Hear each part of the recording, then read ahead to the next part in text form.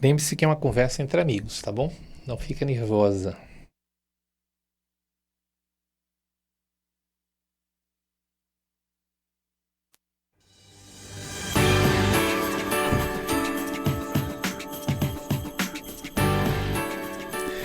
Olá! Qual é o papel que a arte representa dentro da democracia? Como a democracia se relaciona com a obra de arte? Para muitos, ter acesso à arte ajuda na constituição da subjetividade do indivíduo e do imaginário, pois a arte torna visíveis sujeitos que são invisíveis na sociedade. A relação entre arte, cultura e o exercício democrático é o tema do terceiro episódio do podcast Democracia e Sociedade. Vamos conversar sobre isso? Eu sou Vanderlei Dias, jornalista e professor do curso de jornalismo da Universidade Presbiteriana Mackenzie. E quem me acompanha nesse episódio são os professores Luciana Biff e Luiz Campos. Doutora pelo Programa de Pós-Graduação em Educação, Arte e História da Cultura da Universidade Presbiteriana Mackenzie, Luciana é historiadora e professora na Escola Mobile em São Paulo. Luiz Campos é professor, ator e diretor de teatro na Companhia Los Puercos, em São Paulo. Olá, Luciana. Olá, Luiz. Sejam bem-vindos aqui ao nosso terceiro episódio desse podcast, que está bem gostoso e bem agradável também. Olá Luiz, olá Vanderlei, olá a todos. Olá. Prazer estar aqui. Obrigado, gente. Eu vou começar com uma pergunta que estava aqui no texto de abertura, né? Começo com você, Luciana. Qual o papel que a arte representa dentro da democracia? Essa é uma pergunta difícil, mas eu acho que a gente pode começar fazendo algumas associações. Quando a gente pensa no exercício democrático, existem duas questões que são muito importantes. A primeira é que a democracia ela é, em si, conflituosa. E um segundo ponto é a relação da democracia com a liberdade e o valor da liberdade.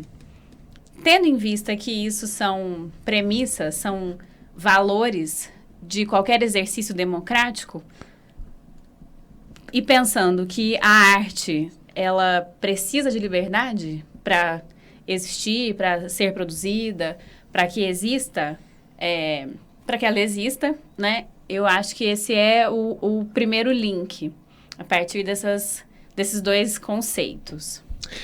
Mesma pergunta que eu fiz para o Luciano, eu faço para você, Luiz. Qual é o papel que a arte representa dentro da democracia?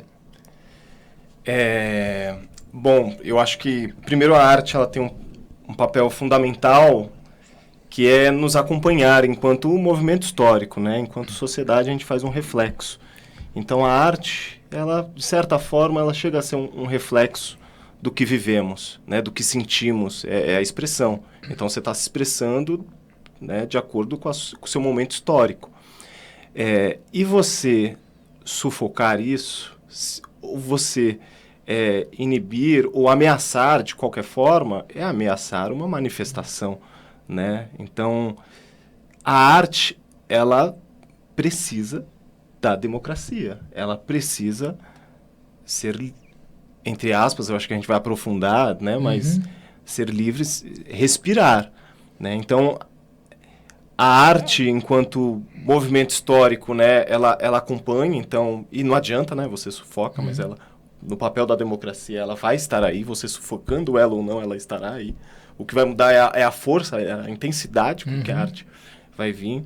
Mas uma democracia, eu acho que a gente consegue sentir nas suas políticas públicas, nas suas políticas culturais, como é que está a democracia do seu país, basta dar uma olhada para isso. Aí você vê se a democracia, né, está funcionando ou não.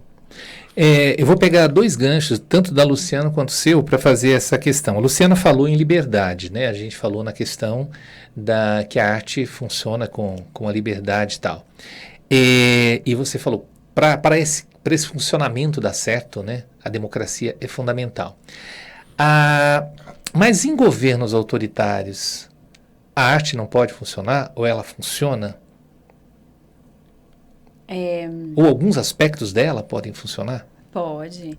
Eu queria só fazer um complemento, porque eu tenho uma frase de uma artista que é a Toni Morrison. E eu acho que ela tirou isso do Brecht. Ela fala o seguinte, ela fala que em tempos de crise, principalmente em tempos de crise política, é quando o artista mais tem que trabalhar. Só para reforçar a sua fala. E em relação à sua pergunta, sim, é claro, a arte pode se servir de uma política autoritária, uma política totalitária, e ela pode servir em prol desse tipo de governo. Mas eu acho que a gente entra aí em campos que são dos usos da linguagem e dos usos da arte. E aí eu queria trazer um exemplo de um artista contemporâneo que é o Ai Weiwei. Ele é muito famoso, fotógrafo, provavelmente vocês já devem ter visto alguma coisa dele no Instagram ou em algum museu de arte contemporânea, e ele faz a crítica. Então, por mais que exista obras que sejam produzidas em prol desse governo, que vão incentivar, e isso também a gente sabe que historicamente aconteceu no governo, na ditadura totalitária nazista. A gente sabe que isso também aconteceu, principalmente em produção de filme, produção de propaganda, produção de cartaz, para servir a esse Estado. Mas a arte, ela vai florescer nesse contexto de várias formas. E aí a gente pode entrar nessa discussão do uso da arte e de que a arte também, ela é produzida e ela é subjetiva e que não necessariamente ela vai ter essa questão política ou sempre de crítica, ou ela vai ser sempre politizada, que eu acho que a gente vai conversar sobre isso depois, mas eu acho que a questão é o uso, né, da arte e da linguagem. Você falou da questão do totalitarismo, onde ele utiliza, né, da arte para se favorecer e para divulgar, tanto isso no cinema foi muito bem utilizado, né, pelo Hitler e tal. Agora, quando a gente pensa, vou pegar aqui o Luiz, que é de teatro, quando a gente pensa que eu cresci num regime militar, né? Onde a gente, sempre que algumas pessoas perguntam, brincam, né? Ah, mas não teve nada de bom no governo militar? Sim, teve o Chico Buarque, né? Teve o Chico Buarque. A gente, e tem um certo, eu não diria saudosismo, mas uma coisa de falar, puxa, parece-me que naquela época a música brasileira, o teatro brasileiro, eu nem vou dizer o cinema, porque o cinema brasileiro evoluiu bastante, era mais fundamental, era mais importante, parece que era mais significativo do que agora, ou pelo menos assim, não foi sufocado, ou não se deixou sufocar pelo regime. Então também tem essa questão do totalitarismo se fazer, utilizar isso, né, utilizar a arte, mas ela driblar esse totalitarismo para poder sobreviver. Eu queria que você falasse um pouquinho sobre isso, Luiz, principalmente em relação ao teatro, por exemplo. Isso, né, a gente tem muito aí na ditadura civil-militar, né, em 64 a gente viu muito isso, 68 foi a época mais dura por conta do AI-5. Nós vimos muitos coletivos teatrais dando resposta a esse regime ditatorial. Então, pegando esse seu gancho, a gente vê movimentos muito interessantes. Te vê artistas ou espetáculos que você fala, uau, né? É uma denúncia. Mas que também, por exemplo, eu estou na companhia, a minha companhia, a Los Puercos, ela faz ela nasce no impedimento da presidenta Dilma Rousseff. Então, a gente já tem respostas ali, a gente está dialogando com aquele movimento. A gente está denunciando aquele movimento. Evidente que eu acho que quanto mais você sufoca, mais o contraponto, mais o lance da sobrevivência, tanto do exílio quanto fugir, mas também uma resposta artística à altura, eu acho que você, né, então quanto mais você sufoca, né, no sentido literal mesmo, quanto mais você poda, mais a gente nasce por outras brechas, por outros concretos. Nós vamos onde tem uma brechinha, a gente vai nascendo para escancarar. Então, a gente tem aí, acho que a gente pode, né, tirar lindas, grandes coisas com o movimento ditatorial, né? Lindas coisas no sentido artístico da coisa, Mas eu vejo, porque talvez na sua fala, não sei se eu entendi bem, mas parece que agora veio caindo, ou como se agora não tivesse... eu não diria que caiu, mas eu diria assim, ela teve nós estávamos num pleno regime ditatorial, de regime opressor, mas a arte, ela conseguiu, né, driblar caminhos e se libertar, digamos assim. Ela conseguiu fazer coisas maravilhosas, né, naquele período. E ela consegue sempre, assim. Eu inclusive estava agora com o curso de licenciatura e bacharel do pessoal da Unesp, estou falando justamente desse período, né? Nós vemos de 64 a 68 a quantidade de obras, né, que se falam, né, sobre que escancaram o que estava acontecendo, é assim surreal. Teatro de Arena, o CPC, o Grupo Decisão, o próprio Oficina, estava ali numa movimentação Guarnieri muito, muito forte com relação àquele regime. 68 começa a ter uma diminuição. Década de 70 começa a surgir outros que dizem croquetes, né? Um movimento totalmente visual, né? Transgressor, que vai para um outro, e você, como é que nasceu isso, né? Dizem croquetes, um coletivo, né? Homens todos naquele período, todos, né, transvestidos, ninguém sabia, andrógenos, não falava diretamente, né? Não escancarava, mas em contraponto estava nascendo aí um outro movimento de respiro, eles estavam querendo comunicar. Então, eu acho que nesse sentido, sim, né? Eu acho que nunca, eu acho que é impossível, por mais que tenha, eu acho que vai ter nos porões, pode encher de militar, encher de, sei lá, fascista, mas vai ter a arte, vai estar falando, vai juntar 3, 4 pessoas, vai estar nascendo um coletivo. E é através da arte, porque outros espaços a gente não cabe. É na música que vai caber, é no teatro que vai caber, é no cinema, às vezes uma cena, um fragmento, é num quadro que depois você vai entender, porque na sala de aula vão podar, na televisão escancarado vão podar. Então quais são as brechas? E aí é a arte, né? Não sei se... Eu acho que a gente volta para a questão do início, que é se a gente entende a arte e a linguagem artística, qualquer linguagem, teatro, cinema, pintura, qualquer linguagem artística, enquanto uma expressão, e aí entendendo que é uma expressão de um sujeito que está num tempo histórico e que ele está num contexto e que ele vai produzir a partir disso, não tem, por mais que seja ditatorial, repressor, ele precisa da liberdade. É uma atividade que necessita de liberdade para que aconteça. Porque o exercício de se expressar através de uma linguagem artística é dar voz. E aí eu posso pegar desde um romance do século XIX e mostrar toda a pluralidade de voz. Ou seja, eu vou dar voz ao outro. E quem tem acesso, quem vê, quem vai se conectar, vai entrar em conflito, porque muitas vezes não é isso que está sendo posto, né? Não é isso, não é a realidade da pessoa que está vendo. Então, por isso que eu acho que vai ficando cada vez mais claro o exercício da produção de uma obra de arte e o entrar em contato com a obra, com essa pluralidade, com essa questão do outro, da alteridade, isso só é possível a partir de um exercício democrático.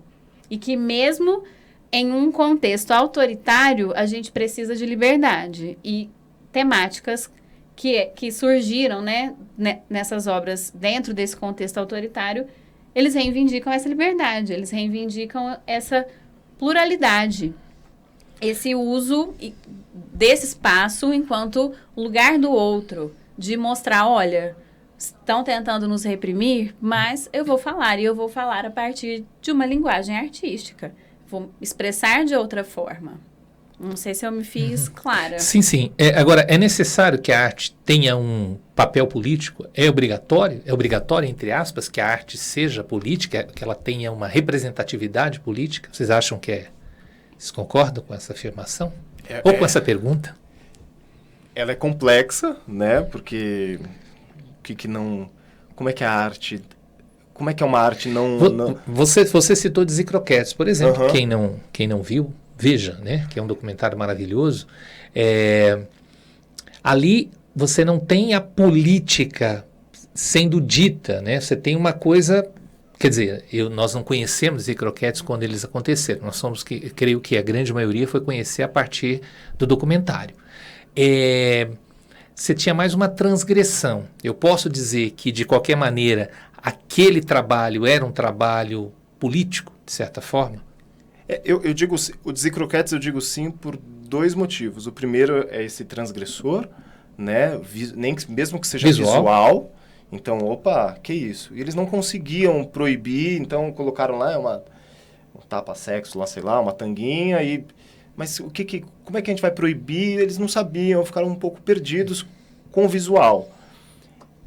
Mas eles se apoiavam muito em esquetes, mais ou menos como teatro de revista, né? Então eles pegavam acontecimentos atuais e colocavam em forma da comédia. Uhum. E aí tá essa chavinha, né? As pessoas, muitos não entendiam, né? Achavam, kkkk, né? Davam risada deles mesmos, e outros sacavam e, isso é...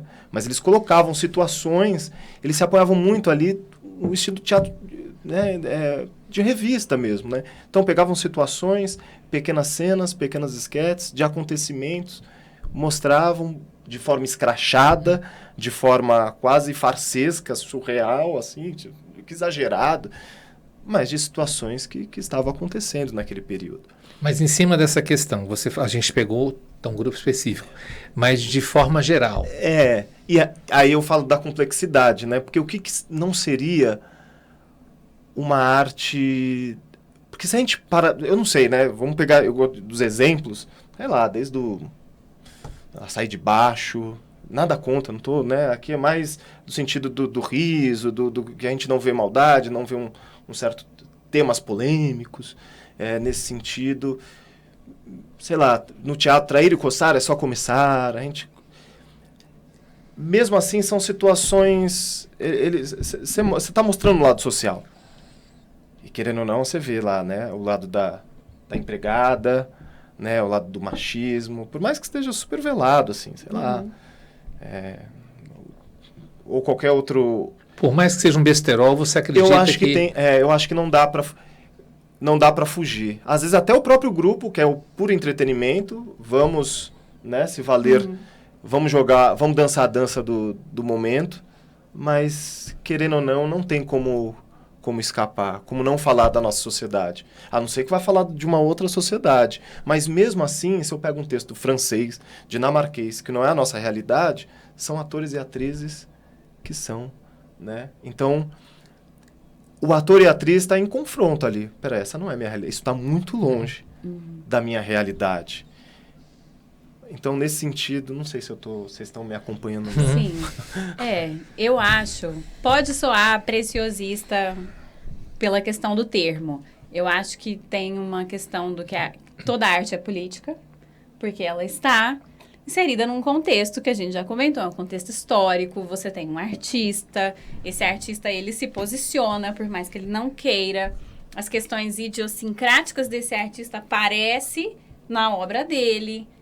Não necessariamente que ele vá se posicionar, mas você consegue, né, a partir de determinados elementos, de determinadas técnicas também, você vê que toda arte, querendo ou não, ela é política.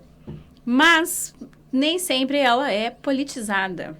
E aí, eu vou responder a sua pergunta e eu vou dar a minha opinião. Eu vou me posicionar, porque eu gosto de polêmica. Você pode explicar o que é, então, a arte política e a arte politizada? Tá. Política, no sentido de que todo homem, ele é político. Todas as nossas relações são políticas. Elas têm intenções, elas têm marcas que nos atravessam, têm afetos. Então, nesse sentido, política no sentido bem amplo da palavra, de estarmos num mundo dentro de um sistema, de um regime político, de que nós vamos ter que nos organizar, a gente vai ter que dialogar, a gente vai ter que se organizar, a gente vai ter que negociar, certo? Então, política nesse sentido bem amplo. E politizada no sentido de trazer questões que estão relacionadas a algo específico. Então, eu vou dar um exemplo que eu separei aqui na minha colinha, que é Guernica. Por um período, Picasso, ele não tinha tanto interesse em discutir questões políticas, em discutir questões que estavam ali postas. Mas, diante do fato da Guerra Civil Espanhola, não teve como ele não se posicionar. E aí ele faz o quadro, e o quadro também é marcado por questões políticas e politizadas, porque o quadro não vai circular durante a ditadura franquista na Espanha. Ele vai ficar num determinado lugar. Então, espero ter me feito clara, no sentido de política, no amplo sentido, de que estamos no mundo, vivemos em sociedade, temos cultura, temos relações econômicas e temos política, porque temos que fazer negociações de todas as espécies. E politizada no que tange a questões relativas à política, relativas aquelas escolhas a um determinado estado. E aí, a minha pergunta para você é não. A arte, ela não precisa ter essa preocupação. Ela pode ter uma preocupação, as pessoas falam meramente, mas não é meramente, né? Ela pode ter questões só estéticas. Ela pode se abrir para discutir apenas questões técnicas da linguagem. Eu não vejo problema nenhum, mas aí sou eu, né? Então, ela não precisa se enveredar por esse caminho. Pode ser uma experiência que o artista queira fazer. Ela não precisa ter esse rigor, entende? Porque as pessoas podem dizer, bom, eu não quero, né, discutir política, eu apenas quero ir ao cinema e relaxar, eu apenas quero ir ao teatro e relaxar, eu apenas quero ouvir uma música e relaxar. Eu sabia que o Guernica ia aparecer aqui de qualquer maneira, né? Sempre gosto daquela frase que a gente não sabe se é verdadeiro ou não, diga assim, o senhor que fez isso daqui? Falou, não, foram vocês que fizeram, foram vocês que fizeram isso daqui. Por que nos preocuparmos com a arte na democracia, né? Aí é uma pergunta, se há tantas coisas importantes, as pessoas podem dizer isso, mas tanta coisa acontecendo, tanta loucura no mundo, as pessoas passando fome, eu tenho que trabalhar, por que tem que se preocupar com essa questão se a arte é democrática ou não? Para mim, né? Então, primeiro que a arte, ela tá com a gente. Eu acho que é impossível, né, imaginarmos um mundo sem arte. Então, a arte, ela tá implícita ou explícita na nossa cultura, na nossa sociedade. Então, não nos preocuparmos é, ao mesmo tempo, o que nós vamos consumir, porque todo mundo consome arte, todo mundo, né, ou o seu carro, o seu Spotify, o seu Deezer, a sua, né, em casa, você assiste a sua série, você assiste, né, o seu rap, o seu funk, a sua MPB, você vê o seu livro, a sua, enfim, múltiplos, né, o seu poema. Então, você não se preocupar, você não estar nem aí, é o que futuramente estará por vir. É você não ter essa preocupação cultural, né? Porque isso, a arte e cultura tá ali, né? Faz parte. Então é você não, com a sua própria identidade, né? Não se preocupar, tudo bem, então o que importa somente? Se a arte não importa, né? Então não vou me preocupar, democracia, a arte, se ela né, se está sendo democrático, o processo artístico. É você não se preocupar com a sua cultura, é você não se preocupar com todo o seu contexto histórico. Porque já que a arte ela é expressão, né, ela vai vir, né, de expressões, eu acabei de fazer um poema, saiu agora aqui, lanço e te tocou, se eu estou sendo sarciado disso, de alguma maneira isso está me sendo, né, por meios explícitos ou implícitos, o governo, né, me corta ali, eu simplesmente não lavo minhas mãos, e enfim, o retorno nosso, com a nossa cultura, é perigoso. Vocês acham que a arte deve ter o governo tem que ter uma importância, um papel importante relacionado à arte e à cultura, ou deve ser uma coisa sem envolvimento governamental? Eu posso até teve um movimento Arte contra a Barbárie na década de 90, quando acabou o período ditatorial civil-militar, né, essa transição, lançou a Lei Rouanet. A Lei Rouanet, né, para todo mundo falar uma porção de bobagem sobre a Lei Rouanet, mas a Lei Rouanet, na verdade, como ela, nem sei, agora teve umas mudanças, né, nesse governo, mas não sei como está agora. Mas eu acho que foram pequenas mudanças. Mas, a priori, é a empresa que escolhe. Né? Então, se o Estado... E aí eu vejo uma lei, um incentivo federal, e aí ela aprova, fala, olha, Vanderlei, Luciana, vocês podem captar. E aí a empresa fala, tá, não quero. Mas aí chega um artista com muito mais renome, vai falar, não, você eu quero, e é a propaganda gratuita.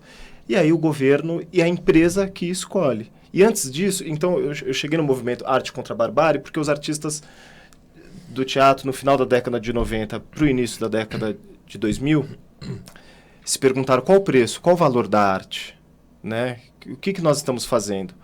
Porque não se vivia mais de bilheteria, só tinha a Lei Rouanet, eram as empresas, então, que escolhiam, era uma lei de mercado, então, a peça que me agrada, ou então, né, os artistas que tem no elenco. E o artista não tinha. E aí, qual a sobrevivência desse artista?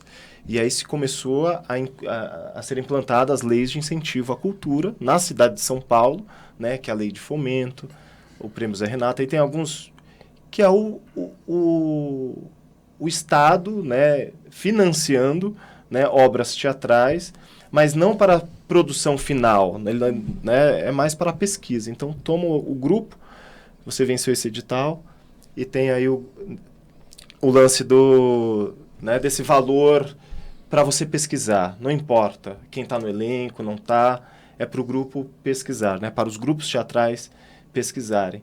E se não tiver interferência do Estado, quem vai dominar é o mercado. E qual é o interesse do mercado? Ganhar mais dinheiro. Exato. Então, aí vai ter outro... Qual o projeto que ele vai escolher? Se eu quiser falar sobre um tema, não sei, né? Bom, mas eu não sei se... Não, eu queria retomar a sua pergunta, porque eu achei ela muito... Como eu vou dizer isso sem ser indelicada? A sua pergunta sobre a questão da arte, né? Uhum.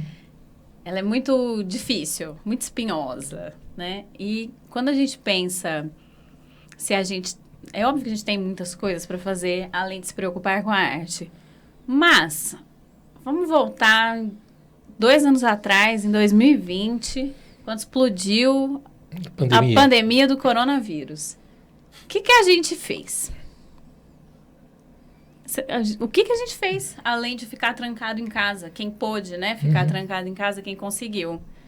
A gente voltou para a obra de arte. A gente foi ver live do Caetano no Multishow. A gente foi, não sei, às vezes... Teatro também? A gente foi ver teatro no YouTube. A gente foi ver filme. A gente viu uma série de coisas. A gente revisitou. A gente foi, né, ler. A gente foi atrás. Porque é algo que faz parte. Isso está na nossa subjetividade. A gente vai entender a gente enquanto indivíduo, enquanto sociedade, a partir disso, a partir da arte. Deixa eu refazer, então, a minha pergunta. É uma necessidade básica do cidadão? Eu acho que é uma necessidade básica, porque é a forma da gente se expressar. E aí a gente entra em contato com o outro a partir da arte, né? E com relação ao Estado e ter essa interferência, eu não sei se no quesito temática cabe essa interferência. Mas, no sentido de financiamento, eu acho que é muito pouco provável que a gente, um dia, que a gente consiga ter uma produção artística 100% no âmbito do privado. No mínimo, a formação, pelo menos. Eu acho que, além da formação, a Rosângela, no livro dela sobre o Antônio Fagundes, ela vai trazer o exemplo de como o Antônio Fagundes, ele lida com essas questões e é quase que uma coparticipação, digamos assim. Rosângela Patriota. Rosângela Patriota, isso. É uma participação público-privado, né? E aí a gente tem uma outra questão para pensar, que é a lógica do mercado e do artista, né? Quem chama o público, né? E uma questão de valor. Quem pode pagar, quem tem acesso, quem vai conseguir ver aquela peça, ver aquele filme, como isso vai circular, como vai ser a questão da divulgação. Todas essas são questões importantes. E aí, Bom, acho que eu já falei demais, mas tem um outro exemplo que é a Ancine e a importância dela para a produção de filmes brasileiros. É isso. Sabiam que a gente já chegou ao tempo? Já deu tempo da gente? Eu queria agradecer demais, Luciana, queria agradecer demais, Luiz. É um assunto muito gostoso e é bastante polêmico também. Acho que dá para desenvolver outras, a partir dele, desenvolver tentáculos aí em relação a essa temática da democracia. Esse é o 3º episódio do podcast, né? A gente se vê no próximo episódio de Democracia e Sociedade. Hoje discutimos a relação entre arte, cultura e o exercício democrático. Democracia e sociedade. Vamos conversar sobre isso? Até o próximo episódio.